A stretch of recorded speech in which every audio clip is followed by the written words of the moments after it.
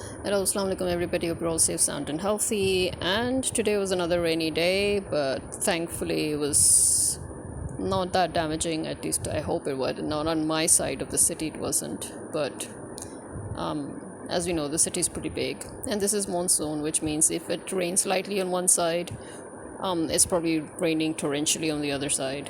Sometimes it's not raining literally on the left side of your house, but it's raining on the right side of your house. So not too sure, but a wave of heavy rains is expected to be traveling into Lahore tomorrow from Pindi, Islamabad Pindi. So people are like bracing themselves already, and this is like currently on the continuing on the theme of how the different kinds of thoughts that you wouldn't even fathom how it just plagues us.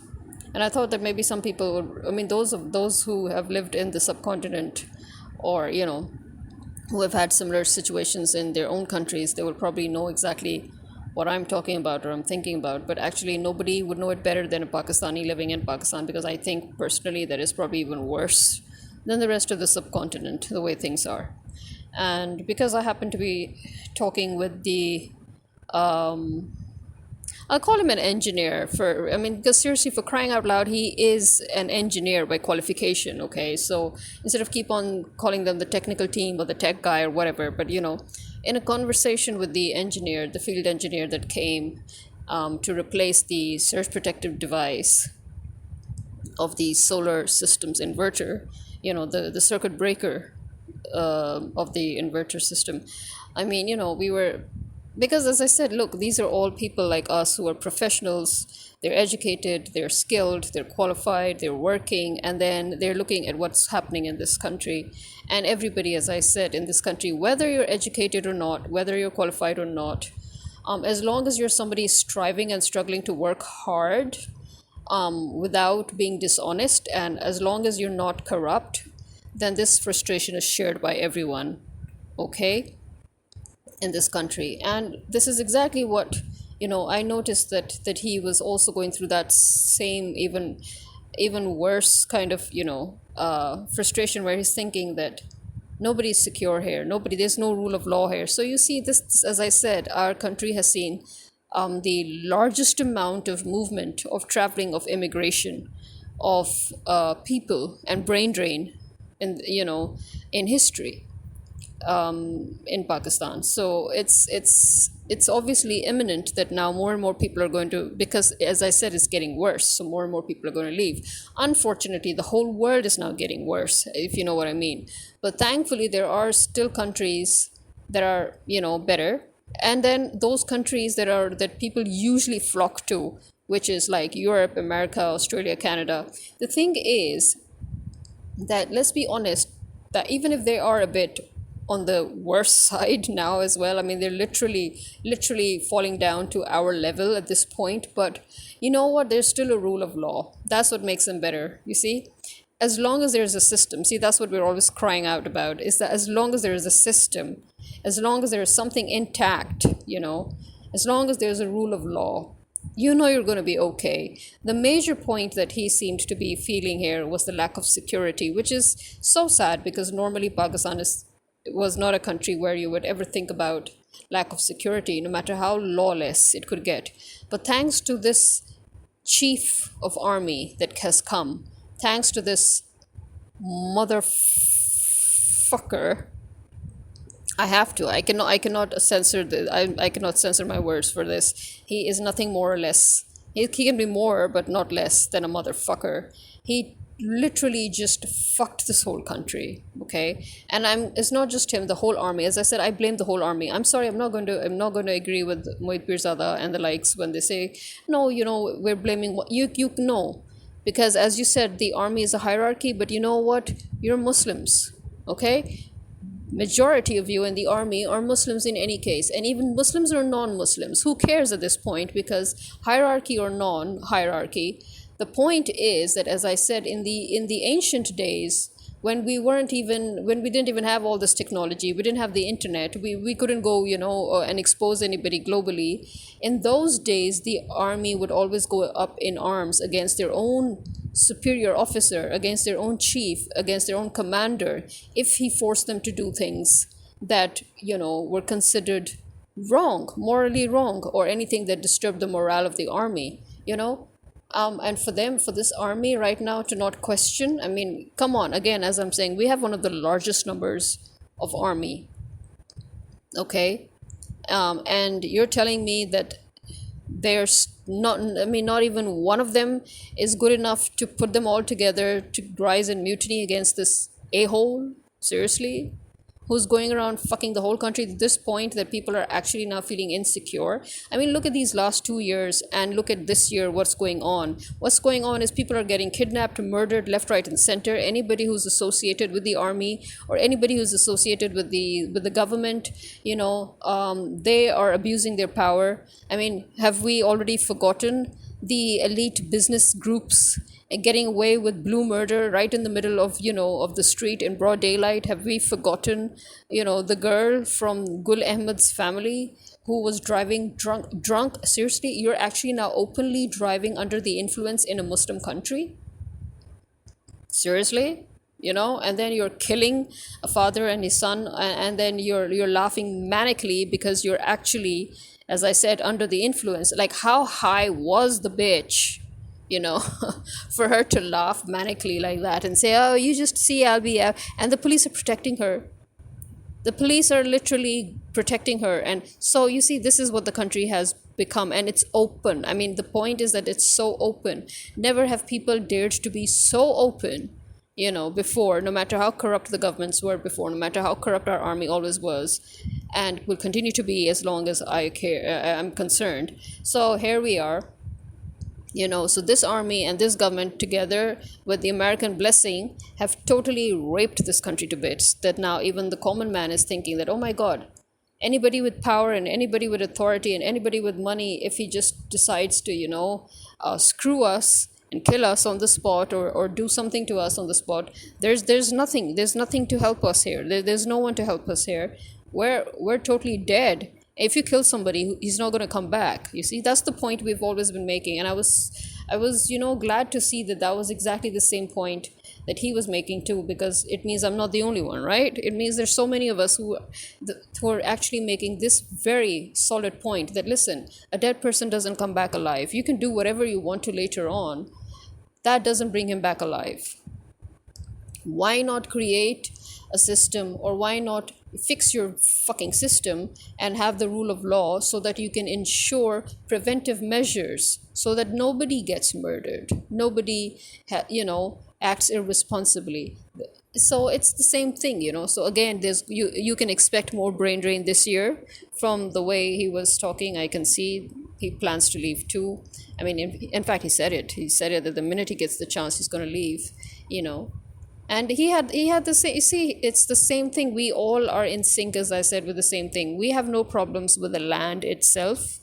Okay, the Pakistan as a land is beautiful. It's wonderful. But what is wrong with this country is that nothing is right when it comes to the people, when it comes to the system, when it comes to the governance, when it comes to anything. And anybody and everybody is literally looking for a chance to fleece you, to screw you, to touch you for money, or for, or to defraud you. I mean, it's just literally, it's a hotbed of corruption and dishonesty. And then people who are literally just trying to live their lives, they can no longer find themselves living their lives here, and it's very sad. It's very sad. You think people actually want to leave their country? You think people actually want to go to other countries and work their asses off and, stay there as foreigners? No, nobody wants to leave their country. But the thing is that in Islam also, we are encouraged to leave a place where we feel oppressed. We're encouraged to leave a place where we feel unsafe. We're encouraged to leave a place where we can see that we're not getting good chances, good opportunities. We're encouraged to leave and look for opportunities, for jobs, for employment, to make our lives better. Okay, so Islam actually literally tells us that we should move to make our lives better. Okay, and so that's why you see that Muslims move a lot, despite the fact that they may have a fierce sense of identity, of their countries or whatever. But you will see that Muslims move very easily from place to place all over the world. I mean, in other words, what I'm saying is that there's nothing in Islam to stop us from moving. In fact, if anything, it encourages us. Remember, the Prophet, peace be upon him, himself moved from Makkah to Medina, right? So that's, you have to move sometimes. And this, now even psychiatrists later on in the modern age have realized the importance of leaving a place to make your life better, for your mental health as well as for physically, to make your life better. So yeah, the things, as I said, it's not just that. Okay, let me be even more specific, because I guess people are probably thinking that, okay, fearing, about things like, light, or water or gas and all, is a legitimate thing. Many other countries have this problem too. It's not just people in Pakistan. So it's not that big of a deal. And if you're thinking about fans falling on your heads, then many people all over the world actually have this phobia. In fact, some really famous people in the 19th and 18th centuries also have had these phobias. Okay, fine. Okay, so let me be more specific. Now, imagine moving in your own house and not feeling confident, not feeling secure, thinking every now and then that if you will turn on, sometimes the very thought of even turning on the switch can make you a bit scared, because you're thinking, oh my God, please, I hope, I pray I turn on the switch and the light doesn't blow. Yeah, imagine that. Now just imagine that. Have you ever thought of that every now and then, especially every 2 to 3 days, every few hours, where you're literally having panic attacks even before you're turning on the switch? Yeah, this is what it is, exactly what it is. Or in Pakistan, at least this is what my life has been all these years that I've been here in Pakistan. Because you know what, these things have happened just randomly, out of the blue. Imagine touching your doorknob and suddenly getting electrocuted. Because, yeah, imagine sometimes there's so much moisture in the air that despite the fact that your room is carpeted. Now imagine, imagine defying logic. Okay, I mean, fine, you say static, there's static in the air, that can happen and all, but imagine it happening frequently in certain periods of certain seasons, or certain time periods, concerning certain months of the year, where it can be literally a frequent occurrence, where every single time you touch the goddamn knob, you will be electrocuted. I mean, we call it earthing as well, right? But generally in the English language, when we as native English speakers, when we talk, we don't use words like earthing, right? We say you get an electric shock. Yeah. So imagine, as I said, just I personally think that in a way it does defy logic, because your room is wall to wall carpeted. Your door is made of wood. The knob is the only thing that is metal, right? And it's not just metal, it's probably brushed and painted and polished and everything. Again, all of these things add to insulation. These layers, they kind of add to insulation, right? And then you're touching your knob and suddenly it hits you, the spark, Now imagine that you send your washing machine to the electrician to fix something, and he returns the washing machine back to you, a new, perfectly brand new washing machine, and he returns it back to you with drilled holes on the surface, because he's probably used it as a prop, as a support, or as a table, in order to drill some godforsaken thing, okay? And not only that, every time you touch the water in the machine, you get electrocuted. Because the morons, the electrician's morons, assistants, they decided to leave some wiring underneath naked or something, which keeps on, because when you're washing clothes, when you're in the laundry, there will be water.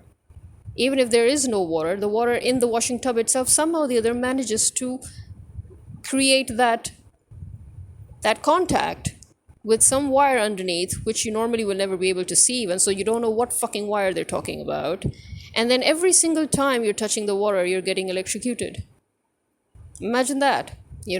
These are the things that have actually happened. So now imagine that when you go through months, that literally not a single month passes, or maybe literally, maybe if God is merciful, maybe 3 months will pass before you get another such similar thing happen to you. So imagine when you get such kind of out of the blue, random, weird ass incidents that just keep on happening to you, and it seems to just occur frequently, because the way time flies now, everything literally seems to collide into each other. Time itself seems to collide into, the past collides into the present, which collides into the future. You literally don't know what month of the year it is, because before you know it, a new year has started, and when you're still getting ready for the new year that has started, your year is already ending, right? This is exactly how time's going right now for everybody, right? So now imagine, in keeping that in mind, it feels like every single month some random ass thing is happening to you,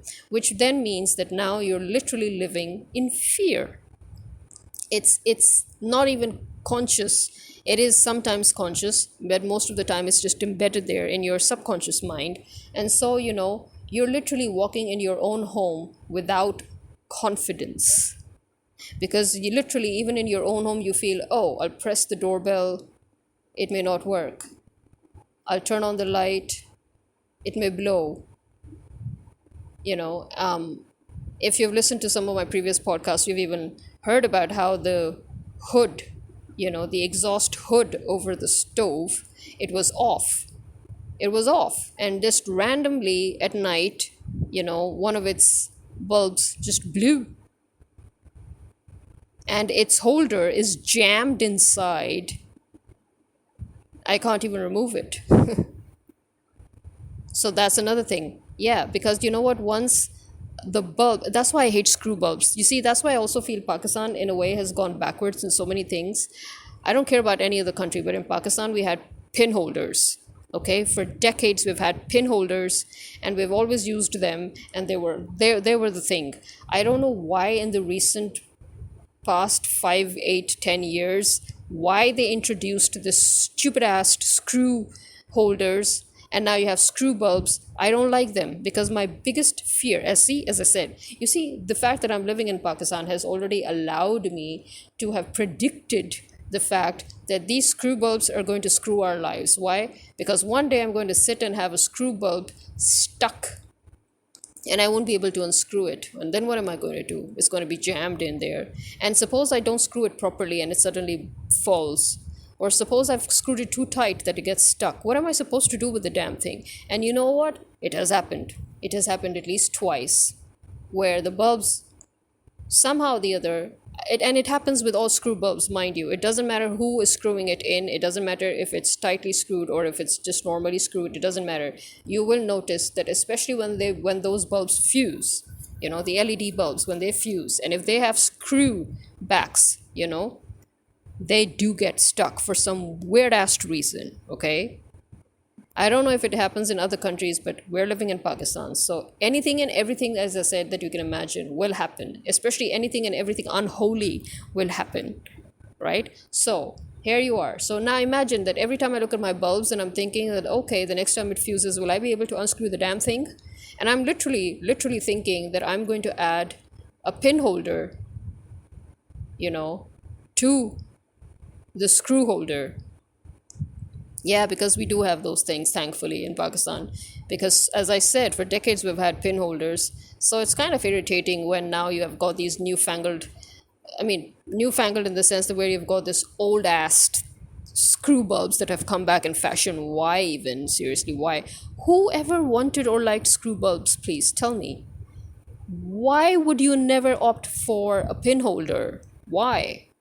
I love pin holders. They're easy to put in, and they're easy to bring out, and they're safe. And you're never scared. Why do I have to screw the damn things in? And then pray for the life of me that they don't get jammed. or they don't fall suddenly, or they don't blow because I didn't screw them in properly. I mean, what the frack? As I said, instead of making lives easier, it seems as if somehow or the other people are just making lives of the rest of us more and more difficult. You know, like shopkeepers who suddenly decide that, okay, screws are in, let's bring all screws. Why? Why do you suddenly just remove every other option and force the people to get only one you see, as you know, I've talked about this a million times as well. The whole point is that you should have choices, you should have options, you should have variety. That is what makes life easier, and that is what you're supposed to get in a progressive life, right? When you're saying that you're modern and we're in the 21st century and blah blah blah and all that, you know what that means? That means we should be able to access anything and everything that we want, right? We should have options. So why is it that we seem to be running out of options more and more? Why are we made more and more helpless instead of being more and more self-sufficient? you know every single thing that is now manufactured or brought into the market is literally to bring you down to your knees so that you're no longer self-sufficient, and that is what pisses everybody off. So at least it pisses me off, right? So yeah, that's what I'm saying. This is the kind of things that plague, in my experience, because these are the kind of things that have been plaguing me. And now, as I said, as I've talked with now many other people, I've seen that, yeah, probably if I had longer chats with most of them, we will end up finding out that the exact same things are plaguing them too. Because I know for sure that light is one thing that has pissed everybody off. And as I said, basically, is that when I was, talking with the engineer and all, and I was like, is it me, or has this year been the worst where Lesco is concerned? And he's like, oh yeah, no, Lesco has been at its worst this year. Yes. So yeah, so it means it's not me. As I said, even if you talk to the neighbors in our society, and they're always lamenting about the light. And as I said, we spend so much money to ensure that we don't go through the shit that we still end up going through. Seriously. So tell me why we have the right, as I said, we have the right to live a life with lesser unnecessary worries. We have the right to live a life of at least some kind of mental peace, But if every single day you're plagued by these fears, and what makes it worse is that when you finally calm yourself down, and when a few months have passed and nothing's happened, and you're finally deciding to calm yourself down, and you're trying to put everything out of your mind, you're trying to put all these sudden fears out of your mind, that, oh, I'll touch the door and get electrocuted, oh, I'll turn on the bulb and it will fuse, oh, maybe a sparking will occur, oh, maybe I didn't plug the thing back in, if I turn on the switch, will that end up blowing the plug, the AC plug, and this and that. So these are the things that are plaguing you every single day. And then when things go, for some odd reason, normal, and things are fine, and then when you're beginning to sort of let them die down, and you're beginning to almost forget all of that, then hey presto, something happens, and then you're back to zero. You're back to your mind constantly in a silent panic attack every single day, 24/7, thinking, oh, I'm too scared to turn on the AC switch because I think it will blow. Oh, I'm too scared. I think I didn't put the plug in properly. What if I just turn on the switch and end up causing a disaster? Oh, maybe I'll get electrocuted if I touch the door handle, Oh, I don't even want to go near the washing machine. What if suddenly, for some awkward reason, again, I'll start getting electrocuted? Oh, wait, hold on. I don't want to go near the CCTV cameras thing that everybody seems to be screwing around with. And I don't want to go and straighten it up because I'm afraid that while I'm trying to straighten the thing, the DVD box, if I try to straighten it, it might fall and break, So then you don't want to touch anything, you don't want to fix anything, you don't want to look at anything, and this is how you live for months on end, Like literally, I'm freaking out. Is it because, yeah, as I said, whenever anything happens, then you start freaking out because now that we've fixed the inverter, we've fixed everything. The phase, by the way, that was troublesome was again troubling, so we just changed we put the solar in another phase. In other words, it's a three-phase thing. So, okay. And now, then, when I finally mustered up the courage to plug my mom's AC back into its socket, and I felt as if it wasn't going in properly, and now I'm scared because I can see bits, and I know that it's normal sometimes for the plug not to go completely in. In Pakistan, not in any other country, but in Pakistan, it's very normal. But you know what? I'm now scared. I'm just too scared to turn on the switch to even see that it's fine. I'm afraid that suddenly it will spark because I haven't put it in properly, because I haven't pushed it in properly. But the truth is, I've tried and it's not going any further in, which means this is probably the maximum that it can go in, the three prongs, and I'm just not turning the thing on just to even check to see if it's okay, because I'm freaking. And when you're subconsciously kind of freaking, then you should leave the thing alone. You shouldn't even try, not even to make yourself feel better that, oh no, maybe I'm wrong. No, you should just leave until you're in a better mental state, and when you're when you feel more confident, and then you can go and then try, when you can calm your mind to forget all of it. Otherwise, your mind will keep on obsessing over the same thing over and over again, and you kind of you start overthinking. You become an overthinker, even if you never were. And I think I was right from the start a kind of an overthinker. Yeah. So now imagine how worse it could have it gets, or it could have gone even, or I don't know. Yeah, because then I start every now and this thing is going to plague me, this AC thing, unless and until the day I muster up the courage to turn it on, and it's going to plague me. And so I'm not even going to turn it on. I'm just going to hope I forget the damn thing, and that by some miracle my mother will just turn it on herself and nothing will happen, And I'm just praying, because I've noticed sometimes that when I remove all the thoughts completely from my head, completely forget them, then what, chances are things will go well. It's like how we sometimes say you manifest your fears, and you manifest the good. I've never manifested the good thoughts, at least in a good 2 decades. I've never had any good thoughts manifest, but all the bad ones, yes, 100%, almost 100%, they do get manifest.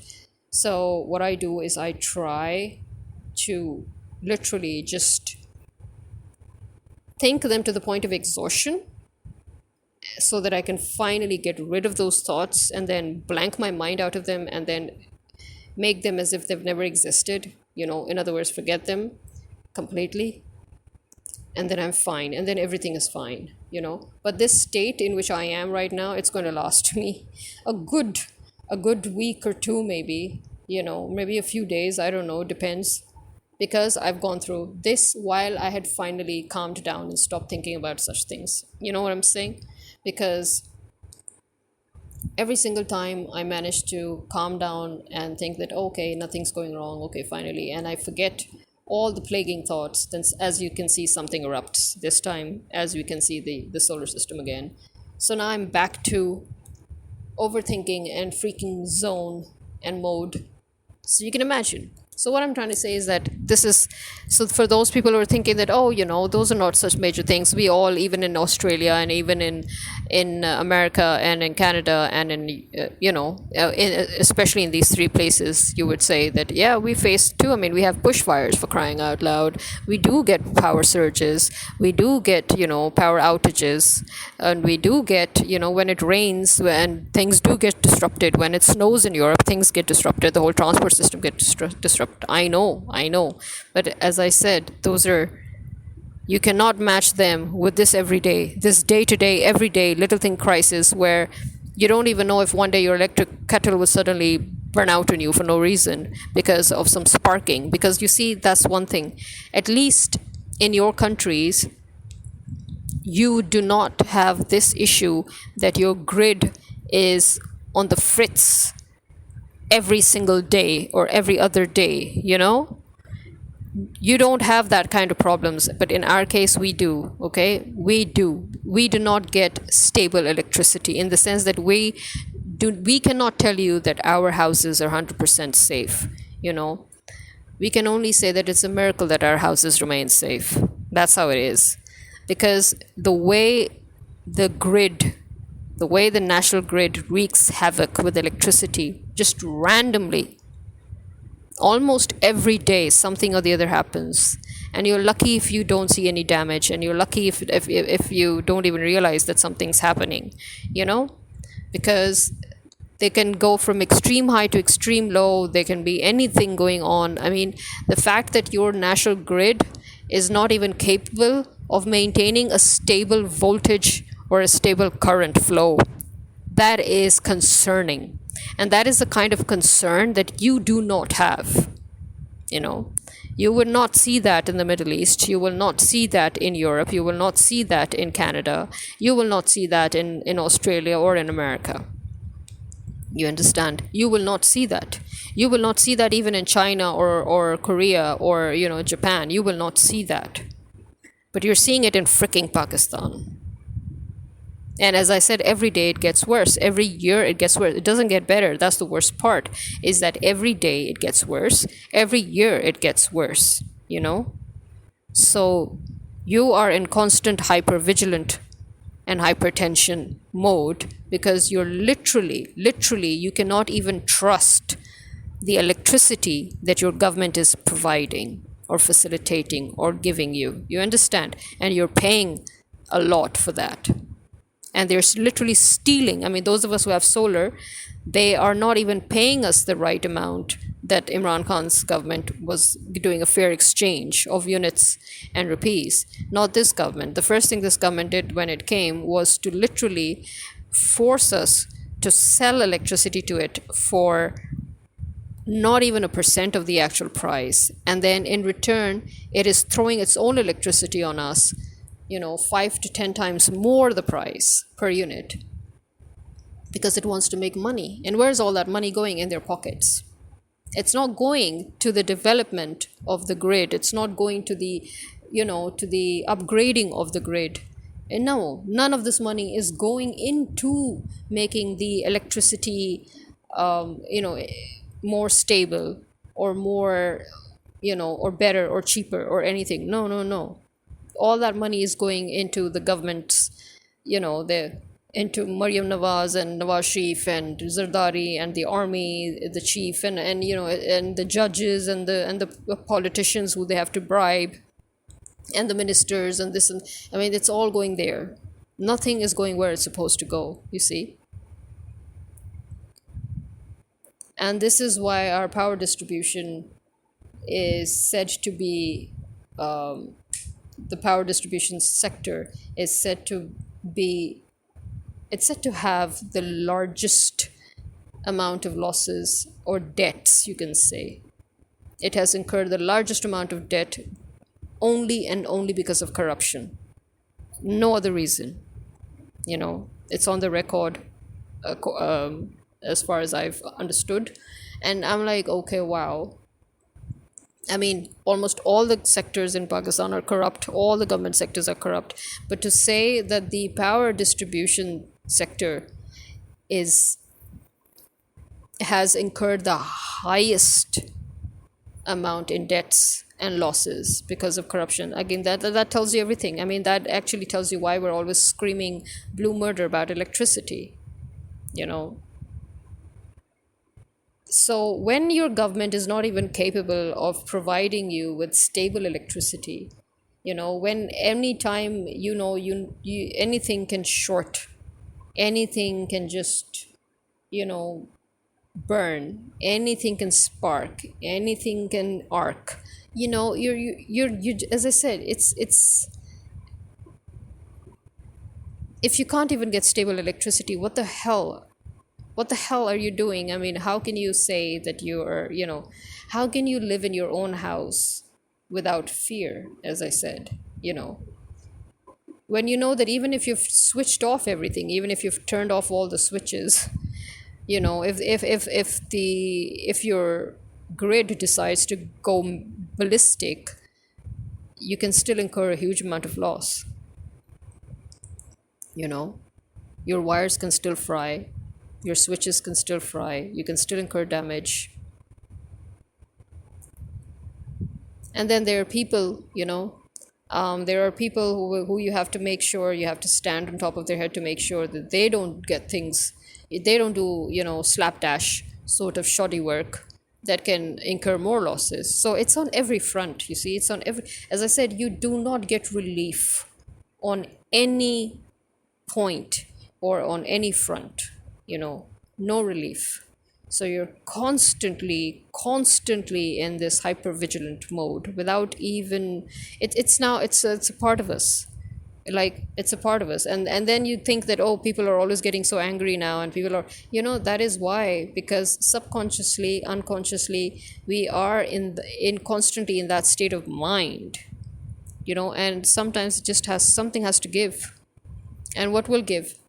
Rising tempers. So yeah, despite your bushfires and despite your getting affected by rain, and despite your power outages and everything, at least you know that every single day you are safe in your home. Your electricity is stable. You can play around with your electric stuff. You can leave your appliances on. You can forget sometimes to turn them off, and nothing's gonna happen. There's not going to be power surges every now and then. There's not going to be an unstable current flowing through. That you're not going to have an unstable voltage. If it happens randomly, it becomes such a big deal. Like, remember, like in Germany, when they suddenly had this kind of a blackout, and recently. So it's such a big deal. It's such a big deal that it made international headlines. Why? Because but in Pakistan, it wouldn't even be a big deal, because we're already living in that state, where we cannot rely on anything. So we get pissed off. Our tolerance level has grown really low. We are plagued by constant fears that would make no sense in any other part of the world, and we're not dependent on technology or on electricity, or, despite the fact that we are. Obviously, like everybody else, to a large extent, we are. But because we keep getting forced into blackouts or into surges or into, extreme high-low voltages, or into unstable factors, and no rule of law, no system, no responsibility, no accountability. So yeah, we have to always fend for ourselves. We always have to be in that, again, state of mind where we have to just manage to maneuver without it all, despite the fact that these are necessities in life. So to be forced into a corner again and again for these basic necessities, you can imagine what it does to the human brain. So yeah, this is what I'm saying when I say that we are constantly plagued by thoughts and fears that you couldn't even fathom. It goes to this point that your window that is perfectly fine, suddenly one day you open it and the whole frame falls down. A perfectly welded frame that has lasted you decades, that shows no sign of rusting, it shows no sign of corrosion, it shows nothing. And after 30 years, suddenly you just open that window and the whole frame breaks and falls, and your glass shatters. And this is a window that you've been opening every now and then. But suddenly, because for a few months you didn't open it, this happens, Have you ever even thought that such a thing about, tell me that this is something that you have actually thought that could happen. No, you cannot. Because it would never happen. These are the things that you can expect to happen in a place like Pakistan. You can expect any unholy miracle to happen. Yeah, it means anything that just defies logic. Any bad thing that defies logic, just expect it to happen here. Good things are miracles. They don't exist. Okay, they're a rare few. And you cannot even enjoy them when they happen. By the way, if you do manage to get something good in life, it just passes through and you don't even get to enjoy it or take a moment to even, to even appreciate it or even acknowledge it, because you're too busy, stacking up and thinking about all the different ways you need to counter all the different bad things that are going to be happening in life. you know it's amazing. It's just amazing, the bad things that can happen here in this country, the weird ass things that can happen here that just defy logic. They just defy all logic, seriously. you know so when you're plagued by such things constantly, then you end up being plagued by such thoughts and fears constantly. And so again, tell me, how would you live a stress-free life? How? The minute you manage to de-stress yourself, something happens, and you're just back to zero, and you're back to restarting the whole goddamn thing. It's not This is not, I mean, the fact that we're supposed to consider it as normal, or the fact that we're supposed to normalize this kind of bullshit, you know then you know what, then you should normalize us shooting the army and the police and the government right in between their eyes. You should normalize that, okay? We will suddenly, if we one day finally get the dignity and the self-respect and the anger to do that, then don't you dare judge us, because that's also going to be normal, okay? Let's normalize that then. Seriously. Well, I have a very, very, very bad headache, by the way, an extremely bad headache. And it's not going away. So this is me signing out. Khuda Hafiz.